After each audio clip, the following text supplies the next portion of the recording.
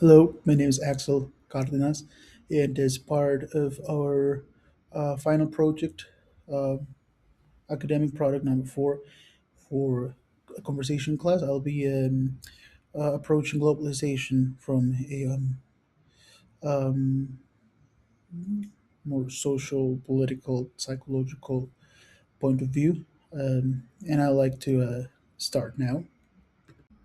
Globalization is often sanitized and defined as a harmless flow of goods, information.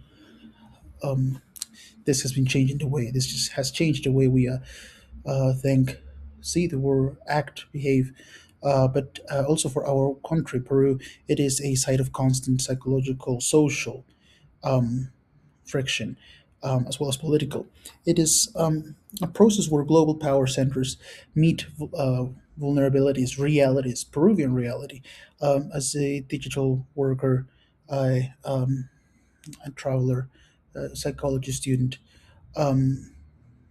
I've seen that we aren't just moving between places, but we're also moving between layers of different systematic influence.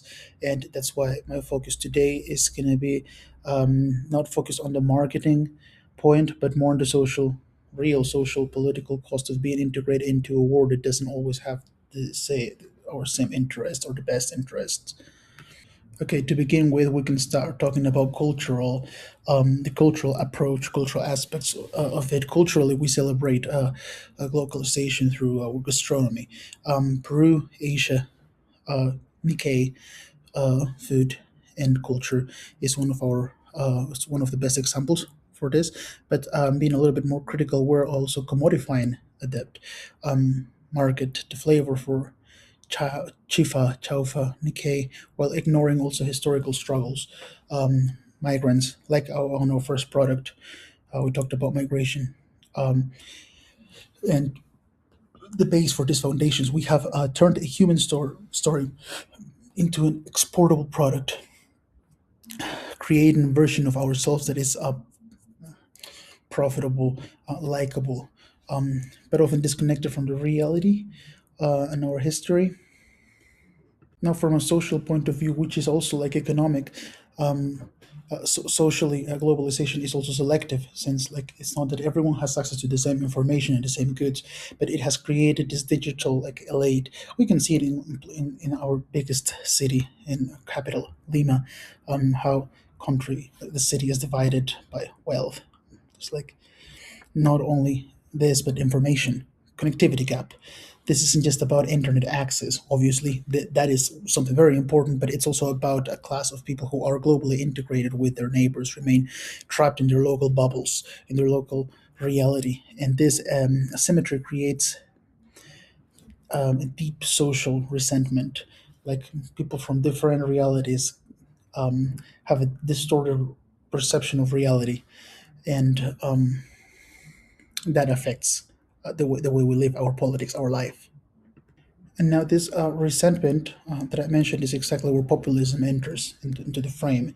These local politicians often weaponize global fears. We've seen this happening all over the world. So this is also happening now. And globalization has also contributed to that as well. Often politicians use this to distract people from what they really are doing, and or copying other models from other countries. Yeah. And talking a little bit more about negative external influence as well. Furthermore, we must address how globalization allows for negative external influence in our political and economical fate is often dictated by the agendas of larger global powers, countries, people, companies. We see policies imposed from the outside, whether economic, austerity, or political alignments that prioritize global capital over local sovereignty. This external presence often destabilize our already fragile institutions, leaving Peruvian citizen to navigate a system that feels increasingly like harder and harder to work and live in. And I think that to truly evolve and get beyond this like all superficial marca Peru, which is just a mask. I guess we would need a radical empathetic movement that prioritizes human dignity over market value. Globalization shouldn't just be about how we fit in the world, but how we shape the world as that fits us better. Thank you.